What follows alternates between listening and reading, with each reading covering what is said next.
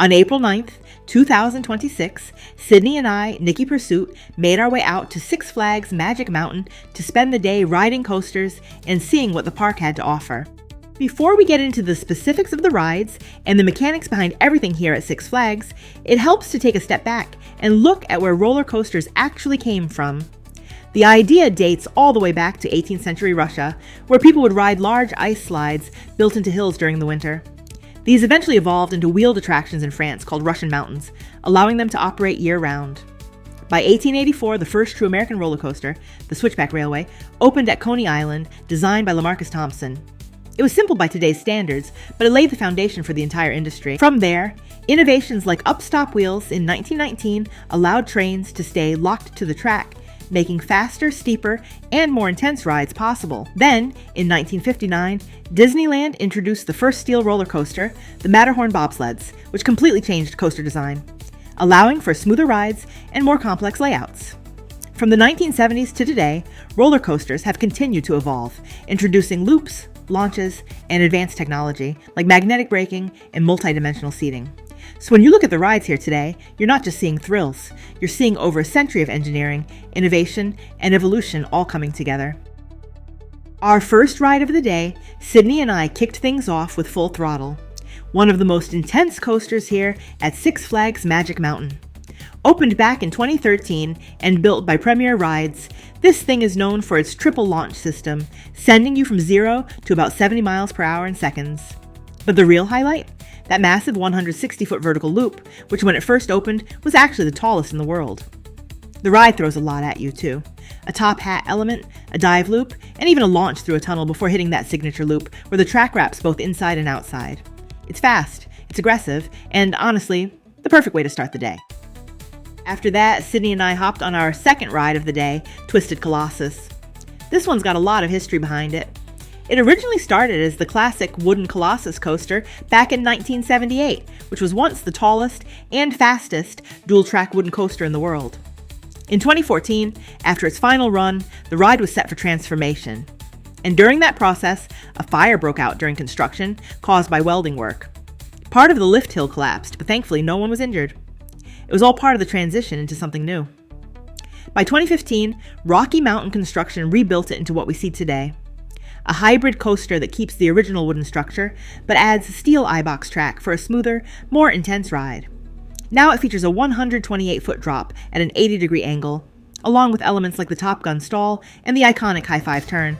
What makes it really unique is how it runs both sides of the original track as one long, continuous ride, giving you that back-and-forth racing feel all in one go. It's a perfect mix of old-school history and modern coaster engineering. To wrap up the day, Sydney and I made our way over to our last ride, West Coast Racers. This coaster opened in 2020 and was built in collaboration with West Coast Customs, giving it a full street racing theme from start to finish. From the queue to the station, everything is designed to feel like you're inside a custom car shop. The ride itself is a launch coaster, featuring 4 magnetic launches, reaching speeds of about 55 miles per hour, and running along a 4,000-foot track. What makes it really unique is its layout. It's what's called a quasi-Mobius coaster, meaning the two tracks are intertwined. You start on one side and finish on the other, completing 2 laps while racing the other train.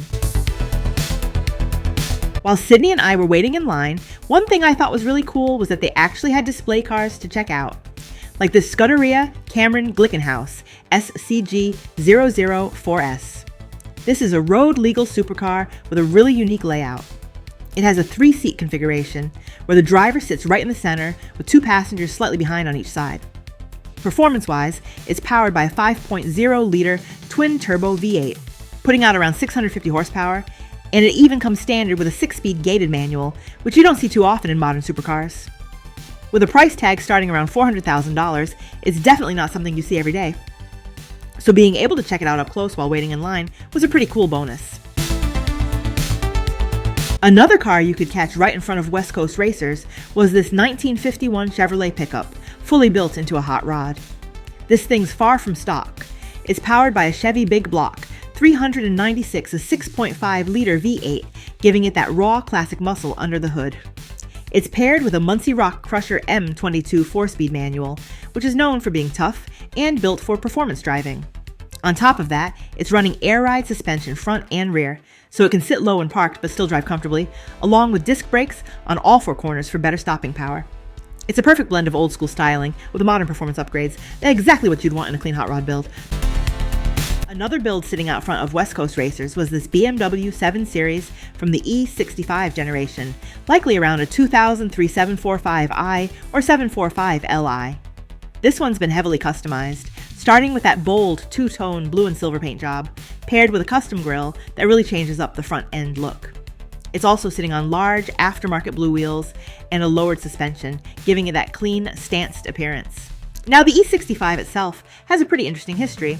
Produced from 2001 to 2008, its development actually started back in the late 90s, with design led by Adrian Van Hooydonk under Chris Bangle. The styling was a major departure from previous BMWs, especially that high rear end, which earned it the nickname Bangle Butt.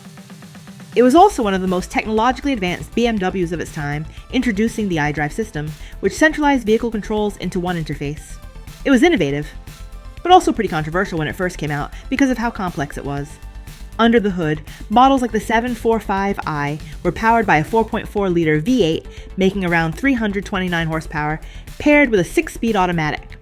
And later on, even a V12 option was introduced. While it offered a super smooth ride and pushed a lot of boundaries, it also gained a reputation for reliability issues due to all that early tech. But looking back, this generation really helped shape the future of luxury cars, and builds like this show how it's still being reimagined today. And the last car we checked out in this area was this first generation Chevrolet S10, built into a full-on mini truck. This one's been heavily customized, sitting completely slammed to the ground, most likely on an air suspension setup, with a super clean gloss black finish, smoothed out body lines, and those aftermarket black wheels tying everything together. This specific build is known as the Day to Night S10. The S10 itself has a solid place in automotive history. It first came out in 1982 as Chevrolet's answer to the growing demand for compact pickup trucks, especially as full-size trucks started getting bigger and more expensive. It carried a lot of the same styling cues as Chevy's larger trucks at the time, just in a smaller, more practical package. And it quickly became a staple in truck culture. Over time, platforms like the S10 became huge in the mini truck scene, where builds like this really took off, focusing on stance, customization, and individuality. And this one right here is a perfect example of how that culture is still alive today.